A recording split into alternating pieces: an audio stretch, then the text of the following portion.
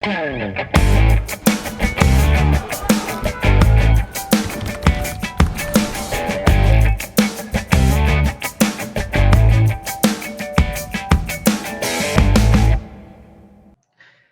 no ar o nosso programa Espaço Cidadão, chegando em todo lugar onde tiver internet, pelo nosso canal no YouTube, Robson Carvalho. Pode nos achar também pelo Robson Cidadão e faça a sua inscrição. E ainda chegando aos estados do Rio Grande do Norte, Alagoas e Maranhão, através da Band.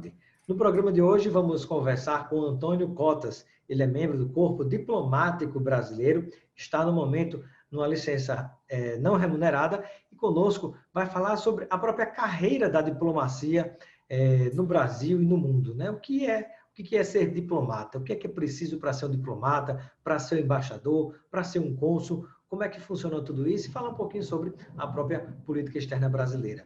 Seja bem-vindo, Antônio Cotas, ao nosso Espaço Cidadão. Obrigado, Robson. Obrigado pelo convite. Parabéns aí pelo trabalho. É um prazer estar aqui, um prazer poder conversar com o seu público. Obrigado, Antônio. Eu inicio a nossa entrevista perguntando o que é diplomacia? A diplomacia é uma arte, é um trabalho, é uma necessidade, é uma possibilidade de criação, de construção de novos mundos, de diálogos, de debates e de relações entre Estados, indo mais especificamente para a carreira, que precisam ser conduzidas com objetivos de comércio, de paz, de relações culturais, educacionais e políticas, né? Um diplomata, ele costuma-se dizer que ele tem três grandes atribuições, funções, né? Que é negociar acordos, negociar disputas, né? Representar, que é representar o seu país, representar o Brasil, representar tanto em reuniões, em organizações, quanto também na parte cultural, na parte social, inclusive. E, por fim, informar, que é quando no exterior, particularmente informar o seu governo, a capital, informar os outros diplomatas, a estrutura do ministério, sobre como vão as coisas no país, sobre possibilidades, oportunidades, riscos, procurar ajudar empresários e a comunidade brasileira, procurar trabalhar para ampliar as possibilidades, os ganhos e os benefícios de manter relações amigáveis e corretas com a comunidade internacional. Antônio Cotas, qual é a diferença entre embaixador, diplomata e cônsul? Vamos lá. Bom, o diplomata é quem, enfim, prestou concurso, passou, fez o Instituto Rio Branco, etc., e exerce essas funções, essas atribuições que eu comentei anteriormente. Embaixador... O que é o Instituto Rio Branco? O Instituto Rio Branco é uma academia diplomática, é a academia de formação dos diplomatas. Então, quando você passa no concurso para diplomata do Itamaraty, você estuda no Instituto Rio Branco por um período que varia um pouco. Na minha época foi um ano, um pouco mais de um ano, às vezes é um ano, às vezes é um ano e meio. É um período de preparação, de aclimatação dos jovens à estrutura do ministério, à carreira e às peculiaridades assim, políticas, culturais, sociais, de estar nesse meio. Então, perfeito. Esse é o Instituto Rio Branco. O embaixador, o que é o embaixador? O embaixador é o diplomata que chegou ao ponto mais alto da carreira. O embaixador é um nível, é um cargo, é um nível o mais alto da carreira, como, por exemplo, o general, no caso dos militares, do Exército, vamos dizer assim. Mas, então, e o cônsul, grande parte dos casos, no caso do Brasil, o cônsul geralmente é um embaixador, é um diplomata de nível embaixador que vai trabalhar como cônsul. Qual a diferença do consulado para a embaixada? A embaixada é responsável pelas relações políticas Estado a Estado.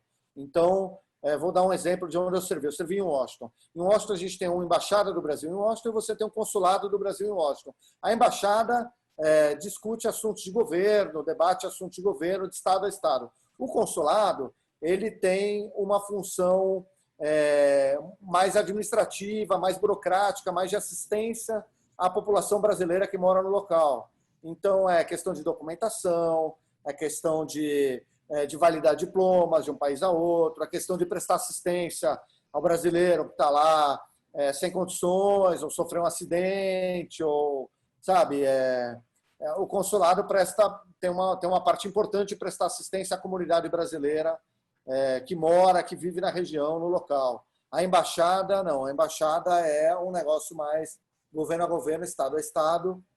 Claro que tem lugares, por exemplo, em Pequim, onde eu servi, você tinha a Embaixada do Brasil em Pequim e você tinha, dentro da embaixada, você tinha um setor consular.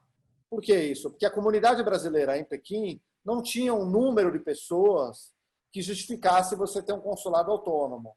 Então, o consulado era dentro da embaixada e era chefiado por um diplomata e a embaixada era chefiada por um embaixador.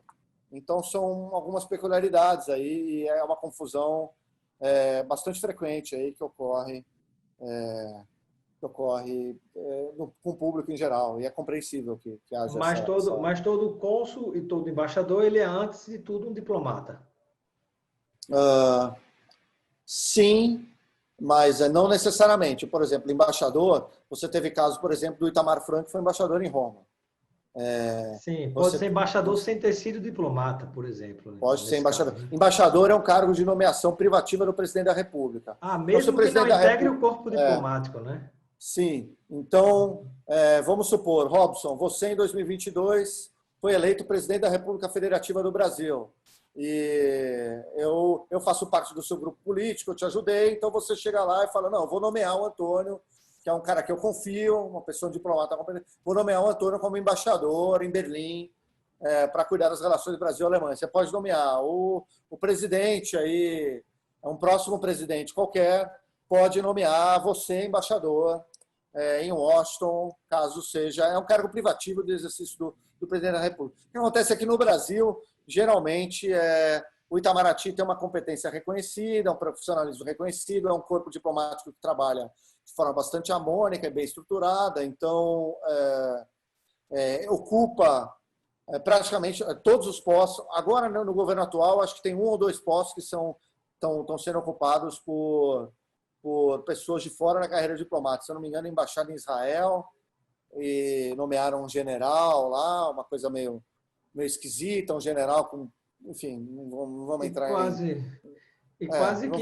quase que seria nomeado alguém que sabia fritar hambúrgueres para os Estados Unidos, né, na embaixada. Né? É isso, o presidente quer nomear o filho dele para a embaixada em Washington.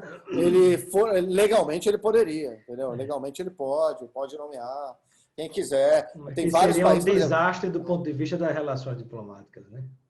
Não, seria uma familiarização da política externa, uma coisa constrangedora, assim,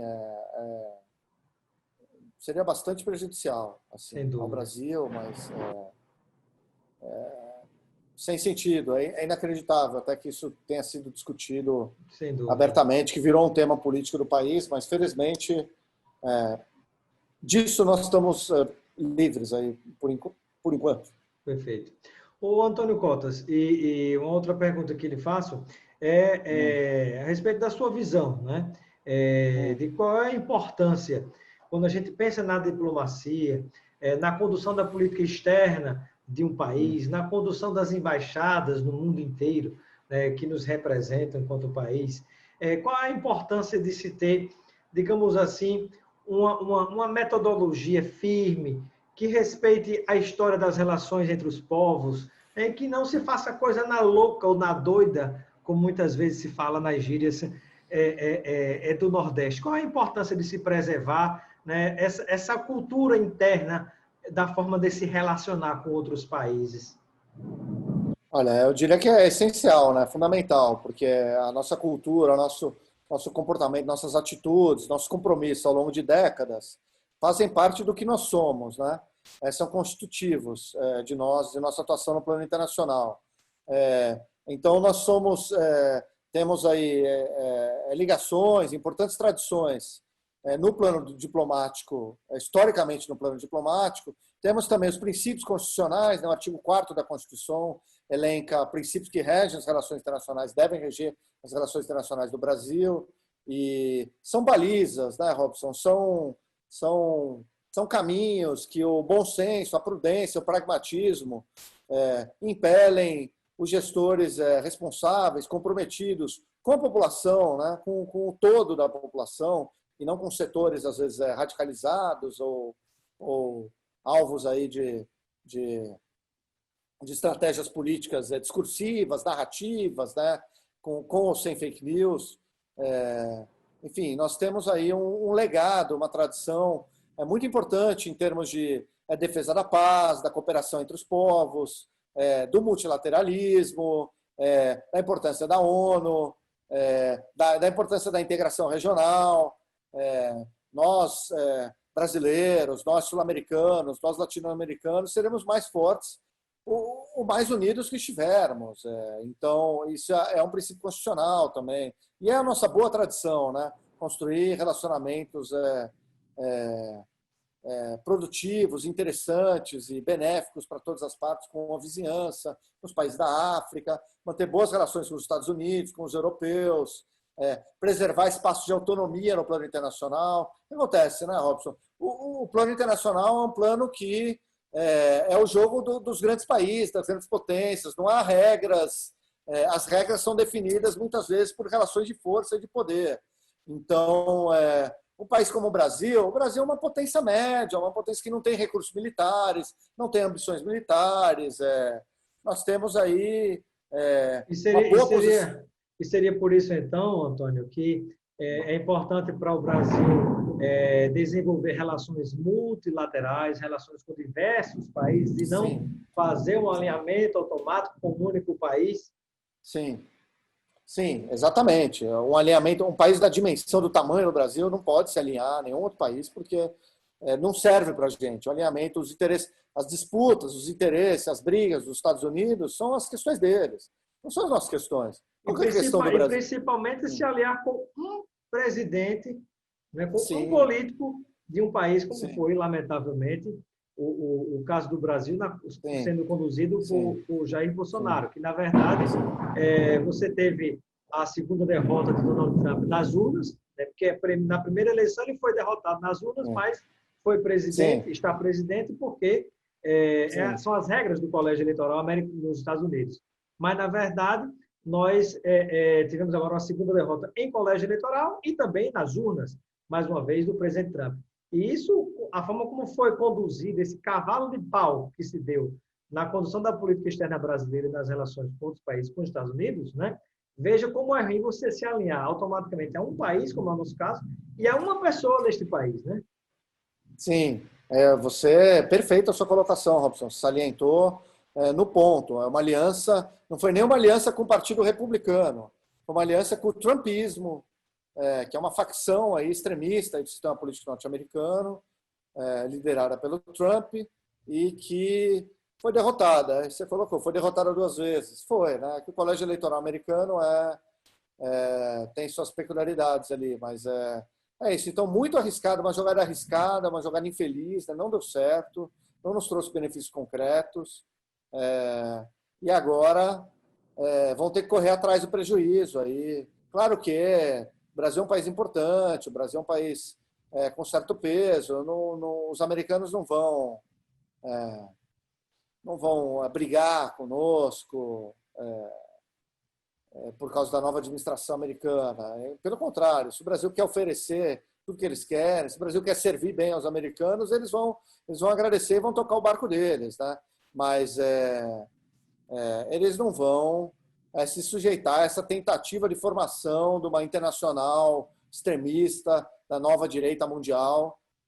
Foi uma tentativa que tentaram realizar aí, nesses anos aí, com Eduardo Bolsonaro aqui no Brasil e governos da Hungria, governos da Polônia, Turquia, Filipinas, né, e outros países que seguiram nesse extremismo. Né? Mas o filipino é mais pragmático, sim, eles são mais espertos. O próprio indiano é mais esperto, entendeu? Um cara mais descolado na política, tal. Aqui o Trump, nós caímos nas mãos assim de oportunistas, né? Com assessores charlatãos, sabe, com esses mecanismos de fake news, esses robôs, essas tentativas aí que ocorreram de de manipulação e de sequestro aí da pauta política nacional para pautas que, no fundo, não interessam à população brasileira. A população brasileira quer uma escola boa para as crianças, entendeu? Quer um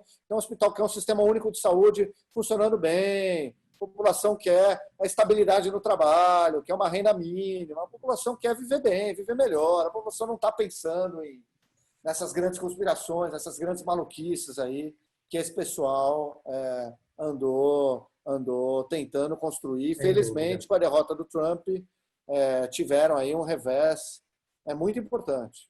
Pois é, né? É uma derrota, inclusive, de um modelo, de uma forma extremista de se fazer política, né? Eu acho que isso pode trazer Sim. esperanças para o Brasil.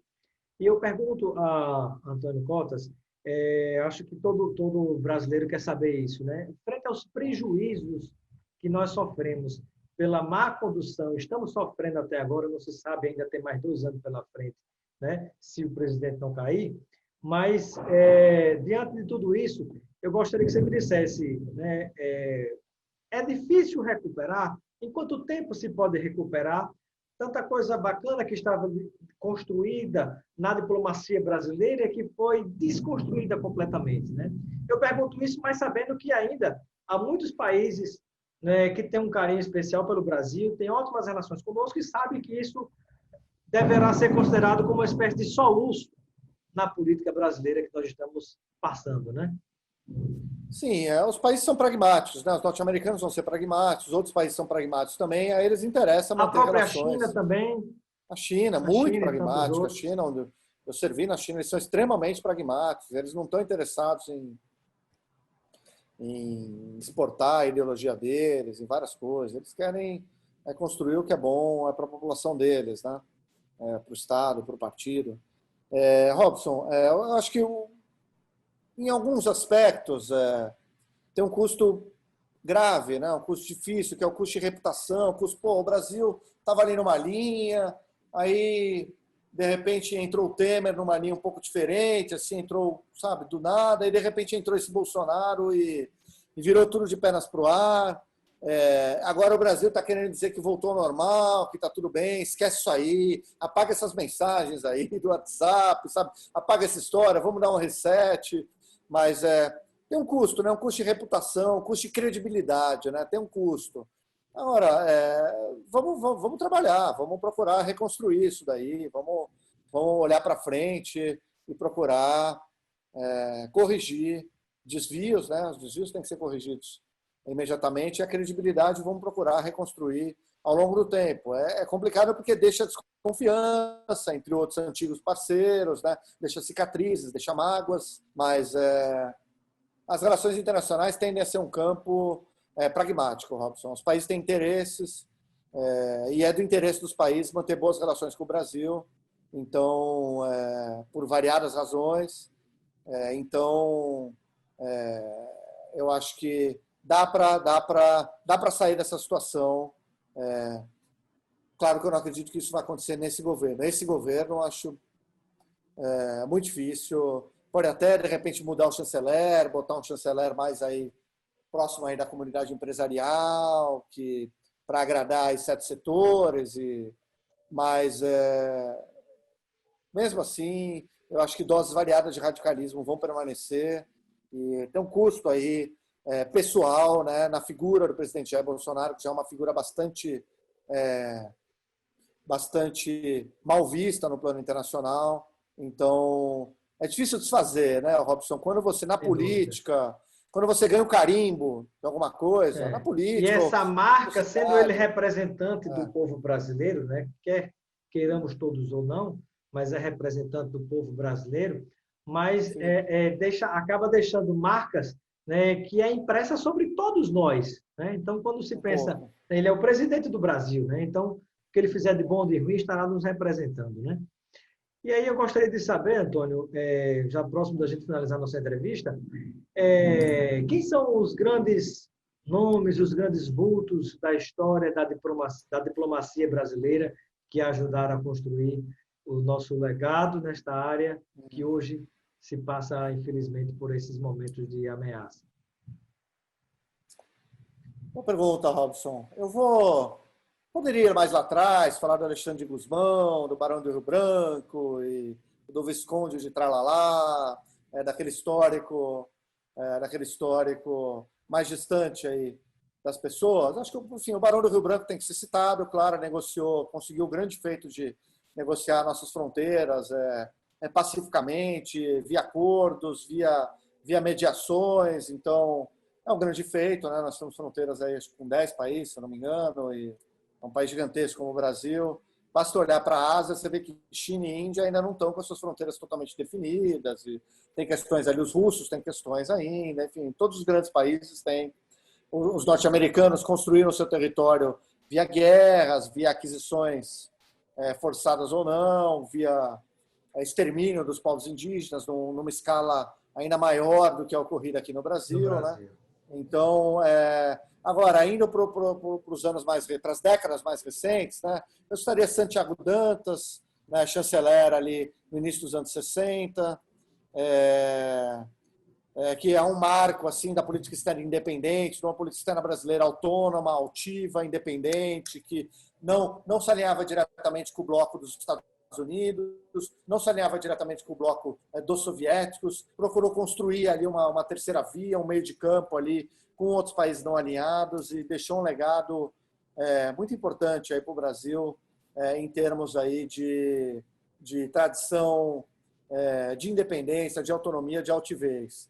E nos anos mais recentes, sem dúvida, o chanceler Celso Amorim, para mim, é o grande chanceler, o grande construtor da integração sul-americana, latino-americana, de um Brasil autônomo, do Brasil com voz, do Brasil com peso político, do Brasil que sentava na mesa com os grandes países do mundo para negociar de igual para igual, no Brasil que tinha um peso, que estruturou aí os BRICS, estruturou o Conselho de Defesa sul-americano, estruturou, sabe, a comunidade latino-americana, encontros dos latino-americanos, encontros com os países árabes e sabe, investiu bastante no relacionamento com os países africanos, manteve um ótimo relacionamento com os Estados Unidos, manteve ótimo relacionamento com os europeus, elegeu, muito em função do seu trabalho, a gente elegeu o diretor-geral de OMC, diretor-geral da FAO em Roma, a gente teve a formatação do G20 no plano internacional, enfim, os BRICS, inclusive, né?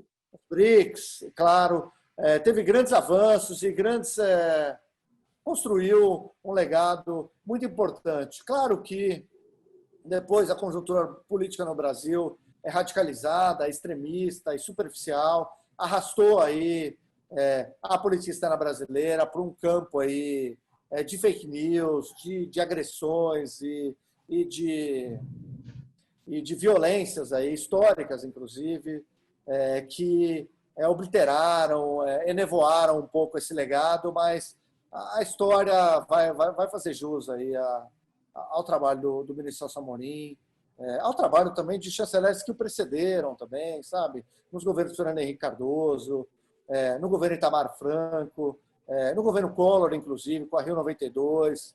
Sabe? A gente tem uma construção boa aí a partir da Constituição, que infelizmente as pessoas resolveram jogar no lixo nos anos recentes. Eu não sei a troco do quê, né? Eu espero que essas pessoas estejam refletindo, aí, acordando e vendo que esse esforço contínuo de destruição que vem sendo feito aí pelo governo do Jair Bolsonaro é um esforço completamente deletério para os interesses nacionais, para o interesse da população.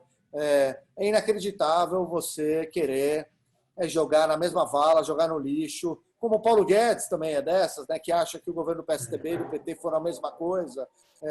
Então, aí, 2 anos depois, eles não têm nada a mostrar, eles não conseguiram resultado nenhum. O Brasil está completamente desacreditado no cenário internacional, está com os recordes de desemprego, de informalidade, de precariedade. Então, é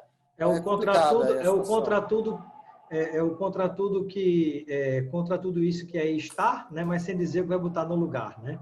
Sem ter um plano de construção. Destruir é muito fácil, né, Robson? Chegar num lugar e destruir é fácil. Difícil é você construir, né?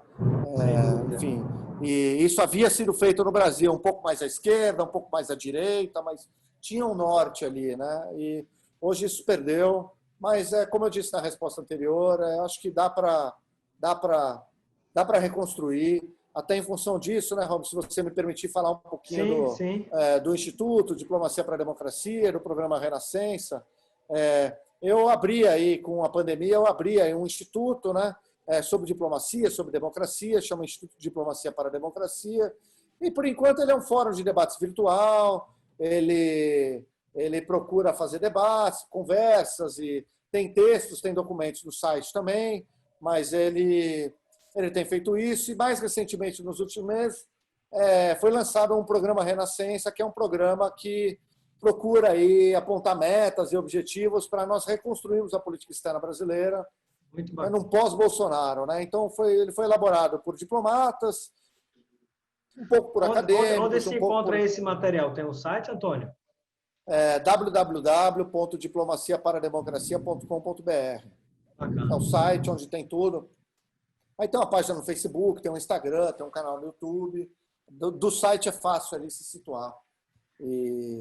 Então, são trabalhos que estão sendo feitos, não pensando agora, né, pensando no futuro, e para procurar, de uma maneira serena, reconstruir a política externa brasileira em bases democráticas, em bases progressistas, em bases laicas, né, evitando que forças aí, mais obscurantistas dominem definitivamente a política externa brasileira, o que eu quero crer que não vai ocorrer, né? Não vai ocorrer de jeito nenhum. O Brasil já está superando aí Somos maior do que tudo isso, né? Sim, sem dúvida. Muito bem. Bom, quero agradecer a participação de Antônio Cotas, membro da Diplomacia Brasileira, que no momento está numa licença não remunerada. Eu quero agradecer pela sua participação no nosso programa Espaço Cidadão, e seja sempre bem-vindo. Eu deixo um momento final para suas reflexões junto a todos aqueles que nos acompanham nesse momento. Obrigado, Robson. Parabéns pelo trabalho. Agradeço mais uma vez o convite, a oportunidade de conversar um pouquinho com você, com o seu público aqui sobre temas de política internacional, de diplomacia. Uma honra. E a mensagem que eu queria deixar é que vai passar, todo esse período vai passar e não vai ser fácil. Tem uma reconstrução aí difícil adiante. Temos os velhos desafios que não haviam sido resolvidos e estão longe de serem resolvidos, como as desigualdades, né? O racismo, as injustiças, o machismo, as questões de direitos humanos. Todos esses desafios continuam à nossa frente, mas vamos trabalhar aí, vamos procurar conversar, né? Procurar refletir, procurar ter empatia, procurar não jogar tudo fora que foi construído desde 88, porque muita coisa importante foi construída com a Constituição de 88 e muita coisa faltava, e houve muitos problemas e erros e desvios e traições mesmo na caminhada, nós podemos dizer isso, mas tinha uma construção ali e a gente precisa retomar essa construção, a construção da República, a construção da democracia, a construção de um país um pouco menos injusto e de uma diplomacia altiva, né? É o que a gente espera, uma diplomacia que seja altiva, que tenha self-respect, né? Que se respeite, antes de mais nada, respeite o povo brasileiro. Acho que isso é importante. E que, sem dúvida, cuide de uma política de Estado, não de governo, né? Que é muito sem dúvida. Muito sem bem. dúvida. Pois muito obrigado, Antônio, pela sua participação no Espaço Cidadão. Eu agradeço, Robson. Um abraço. Um abraço.